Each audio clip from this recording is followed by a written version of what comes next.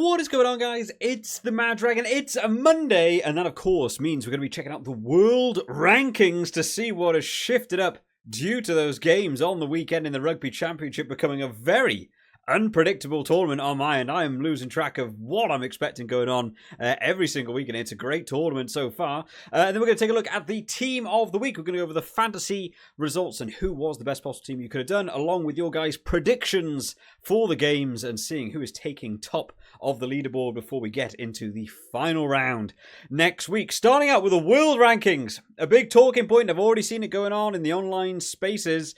Ireland up into number one because South Africa lose that 1.81, all by 1 point loss to Argentina, which was not the result I saw coming at all. I did say in the preview video, it felt like more of like a B team South Africa, but it still looked strong, and I still expected them to be able to take that game. Argentina doing the things they needed to.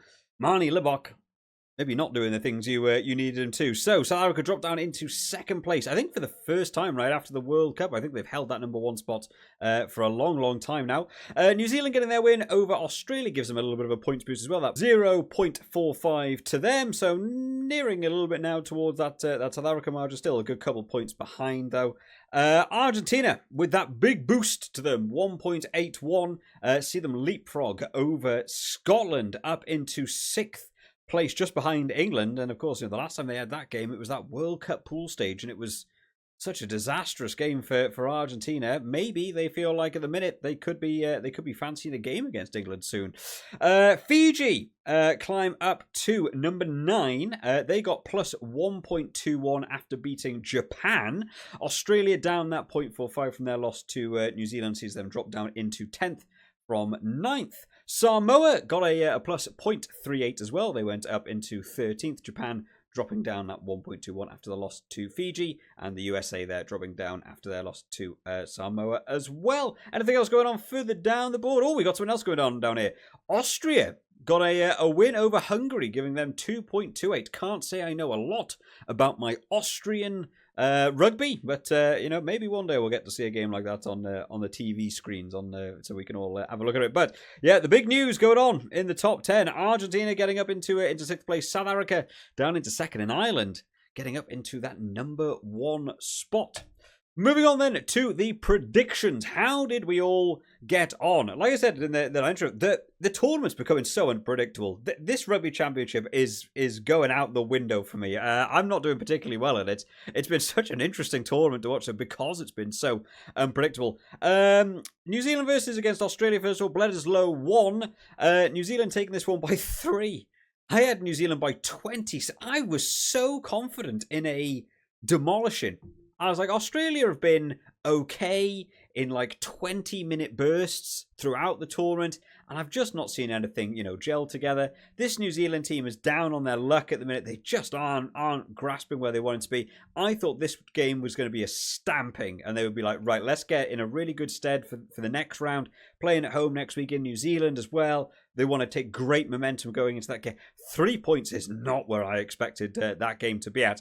So where did we want to be? Low, I'm guessing. And it looks like not a lot of points being shared around here. Gaz Liminati coming in there by saying New Zealand by 1. Gets the best points of the round, taking the bonus point all to yourself there. Next closest was Lewis Young, 27, saying New Zealand by 6, getting yourself a little half bonus point there. And Connor does Rugby, getting a half bonus point on New Zealand by 7. And everyone else were all just 1s all the way down. Did anyone go further than me? Some people went much further than me. Springbok 2011 down there on 40. Exaquias, Villa Farrow. Everyone went for the high 30s down there as well. They went further out than me. But not to be. This game then. Argentina versus South Africa. I thought South Africa all day. I thought South Africa all day long. Argentina take this one by 1. I said South Africa by 13. I gave a bit more of a reserve score, I thought, because I thought maybe, I feel like South Africa will get off to a good start. They might begin to trickle off. It's not that starting, World Cup final South Africa team, but still a strong team. I think Argentina might claw some points back towards the end, and 13 sounded good to me.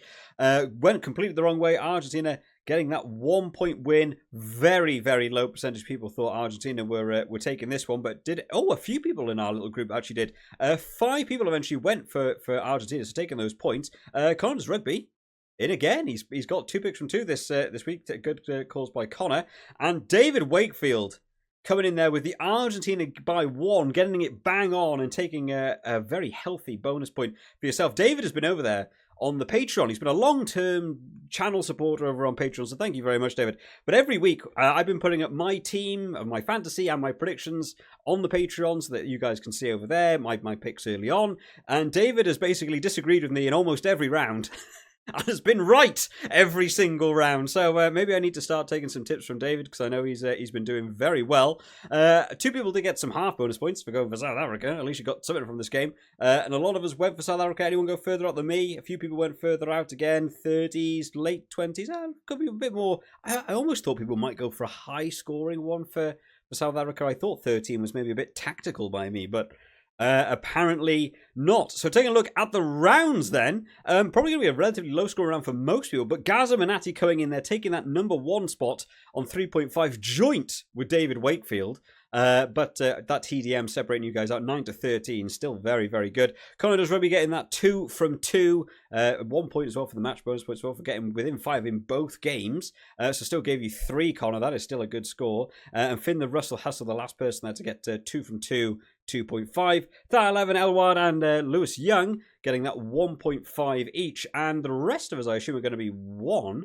There might be some people who got 0. Anyone? Did anyone pick both games? Oh, a couple of people actually. Robler, Tully went for 2 and got 0. Ian went for 2 and got 0. I'm not sure if they're the automatic picks or if you just happened to go the wrong way. But how does the leaderboard shake up going into the final round? Big Brain holding out the number 1 spot there on 9.75. But that lead is not safe. Gaz Liminati climbs 26 places on 9.5, only 0.25 behind. David Wakefield climbs 26 places to get to 9.5. Oof, that is tight. And it doesn't really, get any easier further down, because Exequias, although down 2, maybe not quite your round Exequias, but still 9.25, only half a point down. That is getting it within the 5-point score on either of the next 2 games makes up that difference, if Big Brain doesn't manage it. Etai, Dave 61, Highland Cow, and Elward, all of you guys on 8.75. Most of you dropping down, but Elward climbing up 4 to get into 9. And JP Madoff sealing out the top 10 on 8.5. A few of you guys actually have got the 8.5 as well. A lot of names to read out there. A few guys dropping down, but Thad 11 climbing up 5 to get to 11th. That TDM separating you guys out. I'm down another 3. Oh boy. It's not been a good tournament for me. I'm slowly beginning to fall down. At one point, on the, between game 1 and game 2 on a weekend, I've been at number 1. And now I'm at 17th. So I'm just having a terrible end to my tournament down there on 8.25. I'm still only a 1.5 down. It would have to be a big upset. Just for the sake of any chance of getting it wrong, next week I might just pick Australia and Argentina to win. Both the away teams going probably against the odds-on favourites to win those games. It's maybe the only chance I have to recover some points. It's too late for me now to do anything massive, so maybe that's what I have to go for. Finn the Russell are climbing 12 places up onto 8 point. Connor does Rugby, we've said his name a couple times today, climbing 11 places up into 25th. He's coming for me. I can see it coming now. As we scroll down, Villa Farrell down 1. I feel like Villa Farrell's had a good tournament, but maybe I've not been quite there. The fantasy's been more Villa Farrell's thing.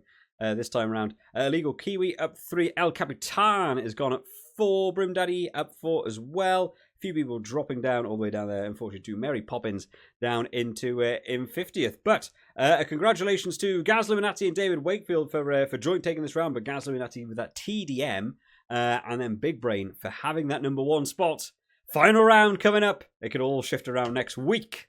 Fantasy time then. Fantasy time to talk about. Man. A weird week. I've got the team of the week. We'll start out with that. Unfortunately, again, nothing to jump on screen, but I'll read out who the best possible players were for you. So in the blue box is your props. Looks like Elward there. Oh no, sorry, Bowie got 14 there. The best possible options you could have gone for: an all Argentinian lockout. Thomas Gajo on 7.5 and Sclavi going in there on 10. So 17.5 was the best you could have got. Best hooker of the round, even though Bastler got a try. Taylor still taking that number 1 spot on 11, and a few of us had Taylor as well. In the lock department, Tupovai getting the best score on 11, and Molina and Barrett, both of which getting 7.5. So 18.5 was the best you could have got. Foster King coming in there with an 18.5. Not sure what the combo was, but did get the best one. In your back row, Ardi Sarvea taking the top spot on 18.5. Oviedo coming in there on 15, and Fraser McWright on 16.5. So far too much maths for me to do quickly in my head, but that would be your best score. And a lot of people do like to pick their back rowers as captains as well, so it sort of messes up who's got the best score there. Your best scrum half, the guy I wanted, there was a couple of people this week where I couldn't make the transfers work, and in order to have got the player I wanted, it would have cost too many points to have, sold extra transfers and stuff. But the best scrum half was Ratimer. It's the guy I wanted. I got stuck with Nick White. There was no way for me to get out of it. Ratimer getting 15, which is a big score for a scrum half. Again, anything over 10 for a scrum half is pretty good. But Bertrano and Cobus Reinach also did pretty well. There's a lot of your 11 and your 10.5s is Bertrano and Cobus Reinach. In your fly half department, best fly half was Damien McKenzie on 22.5 if you included kicking. I think that Albornoz was actually the best fly half if you chose them to not kick, but every team has the fly half kicking, so it would be a bit silly to not have them as your kicker. In your centre department, Rico Ioane remembered how to play rugby this week and got himself 17.5 after, I think, averaging about 3 points a game for the entire tournament. So 17.5, and I don't think anyone picked him up because he's not had a good tournament for the fantasy. And then second place was a joint second place, Choco Perez of Argentina and Jesse Creel, both getting 12.5 as well. So what's that? 30 points is the best you could have done at centre. Most people averaging about the 20 marker there. And then your back three, Will Jordan, another one who remembered what rugby was about and was finally allowed the opportunity to run forwards with the ball. Was the best back of the round on 21. Mateo Carreras came in there on 19, who has been on my bench for 2 weeks in a row. He's been doing awesome, and I've not played him once. And then to finish it off, Afaleli Fassi coming in there on 15.5. And as you can see here, man, Finn the Russell Hustle, who took the number 1 spot, we'll get onto it now, 70.5? That is picking some good backs for you right there. But talking of which, let's go through the lineup. Finn the Russell Hustle taking that top spot on 194.5, which is good. Because across a lot of the scores, that is actually really high. I'm very quickly going to take a quick look at his actual team, because I'm interested in how many names I will have said along the way. You know, we've got Fassi, we've got Will Jordan, Creel, Sarvea, Pablo Botera and Satiti were off by like a point from being in the top picks. Tupo Vai, Thomas Gajo. There's a lot of gold star players in that team. So fantastic picks by you, Finn the Russell Hustle. Foster King coming in on second place on 187, a very respectable score. J Jan 15. I don't know if I've ever read that name out before. That might be new to someone who's joined the thing later. Maybe we have, or I've just forgotten. I'm awfully sorry. Coming in there on a 185.5. Elward on 185 in fourth place. Avalon on 183.5 in fifth place. El Capitan coming in there on 179.5. Your fave prop on 178.5. Brumbies all the way on 177. It's close, man. It's close between, that sort of, mid-range in the top 10. All you guys doing pretty close together. Bowie going in there on 175.5. And Highland Cow finishing us off in that top 10 on 174.5. And I'll have a bit of a scroll down. You're not going to be seeing me for a while. I did not have a great move by me there. I am down in 27th. Ooh. Not a great round for me. It does go on to page 2 and what have you. Let me just quickly check out I've just realized my name is the Green Skunks. Why do I have such a terrible name in this? This was my team going into this week. Again, you can look at my bench and be like, wow, what is he doing? Arense with his yellow card. Was that a yellow card? Honestly, I'm not normally one of those people of like, oh, the game's going soft. Not just because he's on my fantasy team. I thought that was a very soft yellow card to give to Arense, unfortunately. I originally did have Will Jordan as my captain. I was up on the Patreon, I put it up. I found out about 30 seconds before kickoff that Bowden Barrett wasn't playing and Jordan had been moved back to fullback. And it was too late to change like any more transfers in my team, and I was like, oh, I don't think Will Jordan's going to do necessarily brilliant at fullback. So I very late minutes, like literally like 30 seconds before kickoff, changed it to Caleb Clark to be my captain. That didn't pay off me. Another yellow card. Man, I was the king of picking up yellow cards this week. Yeah, I got stuck with Nick White. Who did I say I have? Oh, I had Jake Gordon on my bench. I couldn't even substitute someone on for Jake Gordon. Albornoz. Oh, Albornoz got 26.5 if you made him kick it. Oh, I'm wrong. I'm awfully sorry. I missed that out. That'll have to be a late edit. Hopefully you guys have stuck around for this. Albornoz was actually the best fly half of the round 2 weeks in a row. That means I honestly, I didn't think he was there for the kicking. He missed quite a few kicks. I just assumed he wasn't and just thought, oh, Mackenzie's absolutely the best there. Yeah, not a great round. A lot of my South African forward technique that I went for. I got stuck with Quagga Smith and Gonzalez, who were both on the bench, which was a bit of an issue, but Gonzalez did okay. The rest of my South African forwards, though, oh boy. Oxenche on 6 is kind of okay. Ben Jason Dixon on 2.5. Nokia, 1.5. Man, it's rough. The Quagga Smith who came on from the bench outscored people in my team.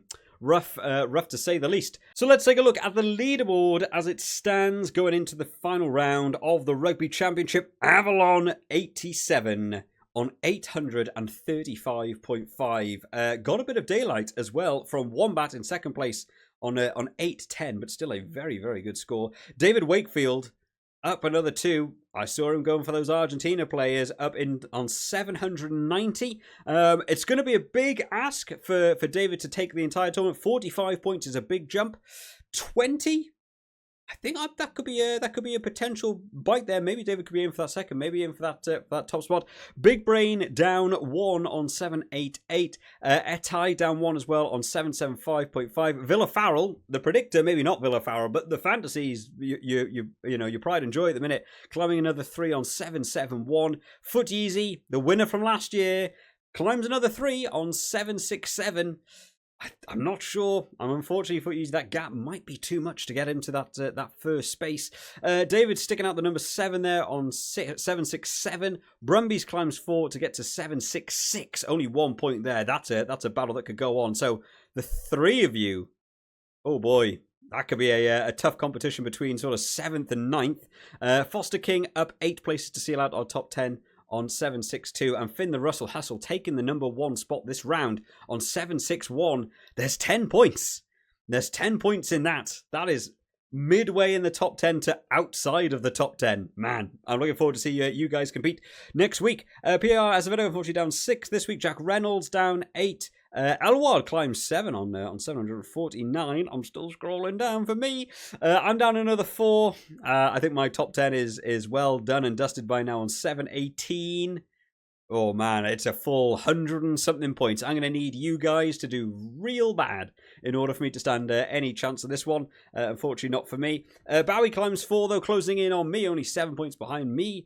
Octomicrobe down 5. Alex climbs up 2. Dave61 down 3. And a few people not getting their picks in this week. But congratulations to Finn the Russell Hustle on taking the round. And Avalon, that number 1 spot could be a purple crown coming your way. 1 round left is all it takes to seal it out. Get some more of those gold star players. But thank you for taking part in the fantasy and the predictor, guys. Hopefully you've enjoyed this one today. Let me know down in the comments how you're getting on in the fantasy. Are you crashing and burning like me? What did you think of the games on the weekend and stuff? All that good stuff is fun to read about down in the comment section. I'll see you all next time, guys. Bye bye.